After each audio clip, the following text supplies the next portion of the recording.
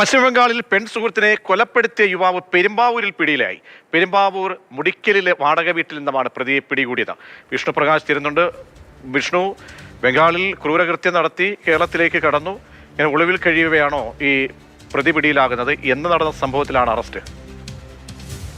തന്നെയാണ് മനസ്സിലാവുന്നത്. പശ്ചിമബംഗാളിൽ ഉള്ള പെൺസുഹൃത്തിനെയാണ് ഈ പ്രതിയായിട്ടുള്ള കൃഷ്ണകുഞ്ച് സ്വദേശി ഫക്കീർ മണ്ഡൽ എന്ന 51-കാരനാണ് ഈ പെൺകുട്ടിയെ കൊലപാതകം ചെയ്തത്. അതിനുശേഷം കഴിഞ്ഞ ഒരാഴ്ചയായി ഇപ്പോൾ പെരുമ്പാവൂരിലുള്ള മുടിക്കലിൽ ഒരു വാടക വീട്ടിൽ താമസിച്ചു വരികയായിരുന്നു. പിന്നീട് പശ്ചിമബംഗാളിൽ നിന്നുള്ള പോലീസ് ഈ വിവരം പെരുമ്പാവൂർ പോലീസിന് കൈമാറുകയും അങ്ങനെ ഇന്നലെ വ്യാഴാഴ്ച രാത്രിയോടെ പെരുമ്പാവൂർ പോലീസ് നടത്തിയ പരിശോധനയിലാണ് ഈ മുടിക്കിലുള്ള വീട്ടിൽ നിന്ന് ഫക്കീർ മണ്ഡലിനെ പിടികൂടുന്നത്. കഴിഞ്ഞ ഏതാനും കുറച്ച് ഈ സമാനമായ രീതിയിലുള്ള സംഭവങ്ങൾ ഇതിനു മുമ്പും പെരുമ്പാവൂരിൽ റിപ്പോർട്ട് ചെയ്തിട്ടുണ്ട്. കേരളത്തിന് പുറത്തു നിന്നുള്ള ഇതര സംസ്ഥാനക്കാരുടെ മറവിൽ അവിടെ നിന്നും അതിഥി തൊഴിലാളിയൊക്കെയായി ഇവിടെ എത്തി പലവിധം ക്രിമിനൽ കേസുകളിൽ ഉൾപ്പെട്ട ആളുകൾ ഇവിടെ എത്തുകയും തുടർന്ന് അവരുടെ ആ ഒരു കുറ്റകൃത്യങ്ങൾ അത് മറച്ചു വെക്കുന്നതിന് വേണ്ടി ഇവിടെ വിവിധ ജോലികളിലും മറ്റും ഏർപ്പെടുന്ന ഒരു രീതി അത് ഇതിനു മുമ്പും ഉണ്ടായിട്ടുണ്ട്. അപ്പോൾ സമാനമായിട്ടുള്ളൊരു സംഭവമാണ് കഴിഞ്ഞ ദിവസവും നടന്നത്. പശ്ചിമ ബംഗാളിൽ ഒരു കൊലപാതകം നടത്തിയ പ്രതിയാണ് ഇവിടേക്ക് എത്തിയിരിക്കുന്നത്. അപ്പോൾ ഈ പെരുമ്പാവൂരിലുള്ള ആളുകൾക്ക് തന്നെ ഇതിലൊരു അഭിപ്രായ വ്യത്യാസം, അവർക്കൊക്കെ ഒരു ആക്ഷേപമുണ്ട്. ഇങ്ങനെ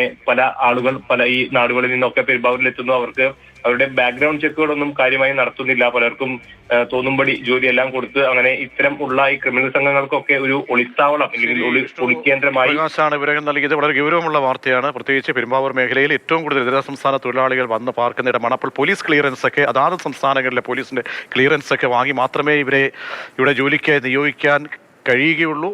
ആ നടപടികൾ കുറച്ചുകൂടി പരിശോധനകൾ വിപുലമാക്കേണ്ടതാണ് നാട്ടുകാരുടെ കൂടി ആശങ്കയനുസരിച്ച്.